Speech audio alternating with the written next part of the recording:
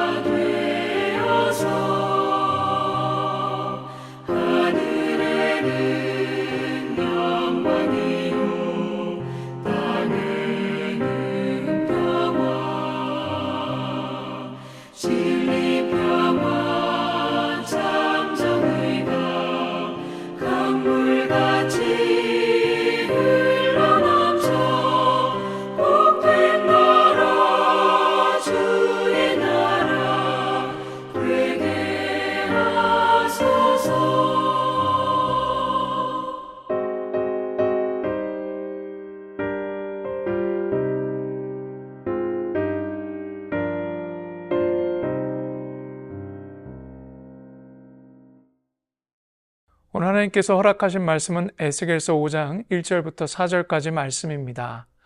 너 인자야, 너는 날카로운 칼을 가져다가 삭도로 삼아 내 머리털과 수염을 깎아서 저울로 달아 나누어 두라. 그 성읍을 에워싸는 날이 차거든 너는 터럭 3분의 1을 성읍 안에서 불사르고 3분의 1은 성읍 사방에서 칼로 치며 또 3분의 1은 바람에 흩으라. 내가 그 뒤를 따라 칼을 빼리라.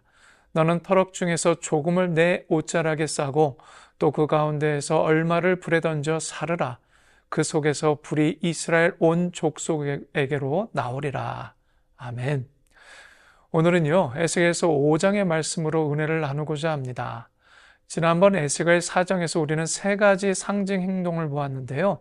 벽돌에 예루살렘을 그리는 거라든가 430일 동안 누워있기, 또 부정한 음식을 먹기 등이었습니다.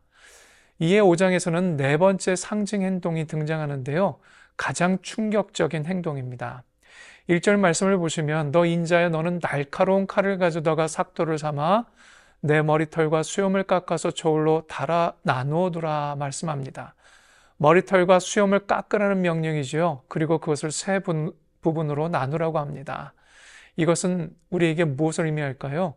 오늘 말씀을 통해 세 가지 진리를 발견하고 주님께 붙들린 삶으로 살아가시는 저와 여러분 모두가 되시기를 축복합니다. 첫 번째는요, 깎인 머리털입니다. 이 의미는 수치와 모욕을 의미하죠.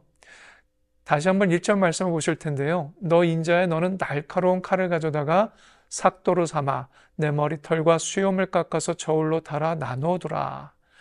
에스겔은 여러분 제사장이었습니다. 레위기 21장 5절 말씀을 보시면 제사장들은 머리털을 깎아 대머리 같게 하지 말며 자기의 수염 양쪽을 깎지 말며 살을 베지 말고 말씀합니다. 제사장은 머리를 밀거나 수염을 깎으면 안 됩니다. 그것은 이방 풍습이고 제사장의 거룩함을 해치는 당시의 모습이었지요. 또한 그들의 인식이었습니다. 그런데 하나님께서 에스겔에게 머리와 수염을 깎으라고 명령하십니다. 이것은 무엇을 의미합니까? 구약시대에 머리를 깎는 것은 수치와 모욕을 의미했습니다. 이사야서 7장 20절 말씀을 보시면 그날에는 주께서 하수 저쪽에서 세내어 온 삭도 곧 아수르 왕으로 내 백성의 머리털과 발털을 미실 것이요 수염도 깎으시리라. 머리와 수염을 깎는 것은 아수르의 침략을 상징합니다. 수치와 치욕입니다. 사무엘하 10장 4절에서 5절 말씀해 보시면 다윗의 신하들이 암몬에 갔을 때 암몬 사람들이 그들의 수염을 반쯤 깎았습니다. 그 당시 이것은 큰 모욕이었죠. 다윗이 그들에게 수염이 자라기까지 여리고에 머물라고 했을 정도였습니다. 에스겔이 머리와 수염을 깎는 것은 예루살렘의 수치를 상징합니다. 하나님의 백성이었던 예루살렘이 이제 수치를 당할 것입니다. 바벨론에 의해 모욕당할 것이지요. 내 머리털과 수염을 깎고 그 털을 저울에 달아 나누라 말씀하시는데 깎은 털을 저울에 답니다. 세밀한 측정이죠. 그리고 나눕니다. 이것은 심판의 공정함을 보여줍니다. 하나님께서 공의롭게 심판하신다는 겁니다. 정확하고 또한 분명하게 측정하셔서 심판하신다는 거죠. 참 무서운 말씀의 내용입니다. 그리고 두 번째는요, 세 부분으로 나뉜 운명입니다. 2절 말씀해 보시면 그 성읍을 에워싸는 날이 차거든 너는 터럭 3분의 1은 성읍 안에서 불사르고 3분의 1은 성읍 사방에서 칼로 치며 또 3분의 1은 바람에 흩으라. 내가 그 뒤를 따라 칼을 빼리라 말씀합니다. 하나님께서 깎은 머리털을 세 부분으로 나누라고 하시는데요. 이 말씀을 분석해 보면 첫 번째 3분의 1은 성읍 안에서 불사르라고 말씀하지요. 이것은 예루살렘 성 안에서 죽을 사람들을 상징합니다. 포위 중에 기근과 전염병으로 죽을 사람들입니다. 두 번째 3분의 1은 성읍 사방에서 칼로 치고 말씀합니다. 이것은 전쟁 중에 칼에 맞아 죽을 사람들을 상징합니다.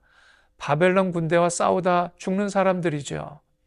세 번째 3분의 1은 바람에 흩으라. 내가 그 뒤를 따라 칼을 빼리라고 말씀합니다. 여러분 이것은 포로로 끌려갈 사람들을 상징합니다.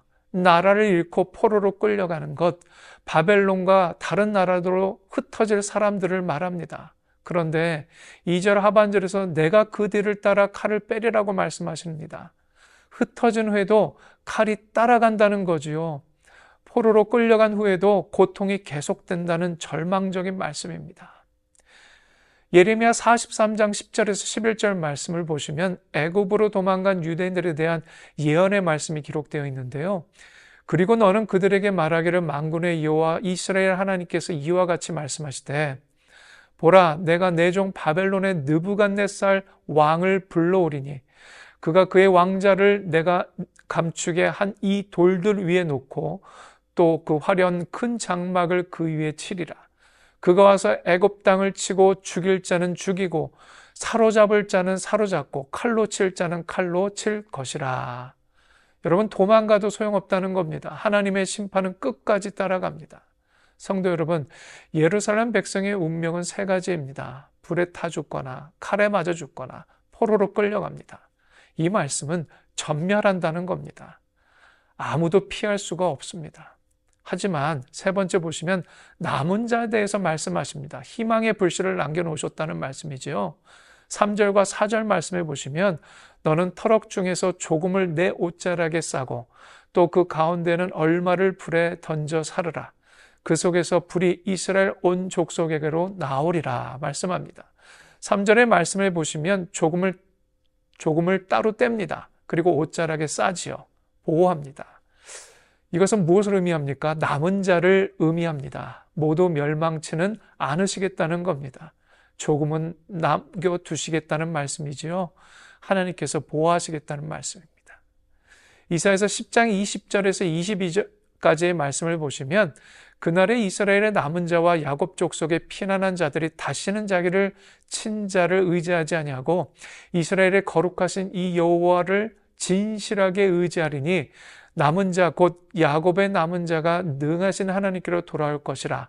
이스라엘이여 내 백성이 바다와 모래 같을지라도 남은 자만 돌아오리니 넘치는 공의로 파멸이 작정되었음이라 말씀합니다. 하나님께서는 남은 자를 보존하십니다. 로마서 11장 5절에서 바울은 다음과 같이 말씀한데요. 그런즉 이와 같이 지금도 은혜로 택하심을 따라 남은 자가 있느니라. 만일 은혜로 된 것이면 행위로 말미암지 않음이니 그렇지 않으면 은혜가 은혜되지 못하느니라 말씀합니다.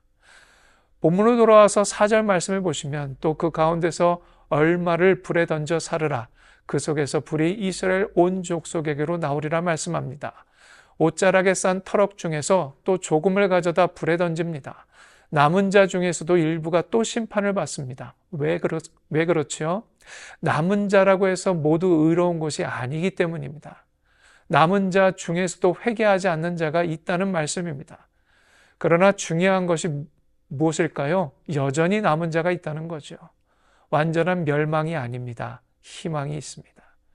이사야서 6장 13절 말씀해 보시면 그 중에 10분의 1이 아직 남아있을지라도 이것도 황폐하게 될 것이나 밤나무와 상수리 나무가 배임을 당하여도 그 구루터기는 남아있는 것 같이 거룩한 씨가 이 땅의 구루터기니라 하시더라. 구루터기가 남습니다. 거룩한 씨가 남습니다. 여러분, 이것이 우리에게 있어서 희망입니다. 이 남은 자로부터 새로운 시작이 있을 것이라 주님께서 말씀하시는 내용입니다. 오늘 말씀을 한번 정리해 보겠습니다. 첫 번째, 깎인 머리털은 수치와 모욕을 상징한다고 말씀드렸습니다.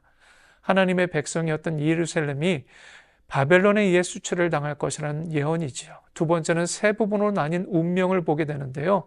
3분의 1은 불에 타 죽고 3분의 1은 칼에 맞아 죽고 3분의 1은 흩어집니다. 완전한 심판이죠.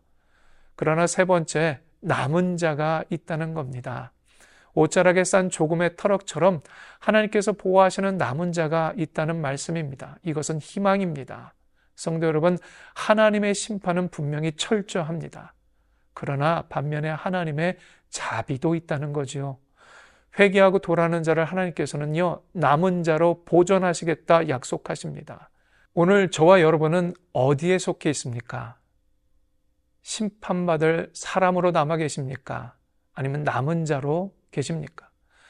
회개함으로 자신을 하나님 앞에서 낮추고자 하는 자에게는 하나님께서 우리를 남은 자로 보존하시라 약속하여 주셨습니다.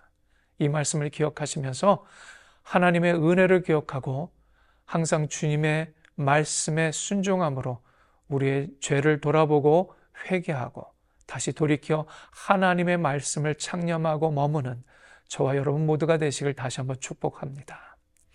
함께 기도하실 때 주님, 우리를 남은 자로 보존하여 주실 뿐만 아니라 회개함으로 돌아서는 우리의 발걸음을 받아 주옵소서.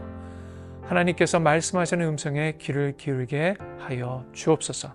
함께 기도하셨으면 합니다. 이 시간 함께 기도합니다.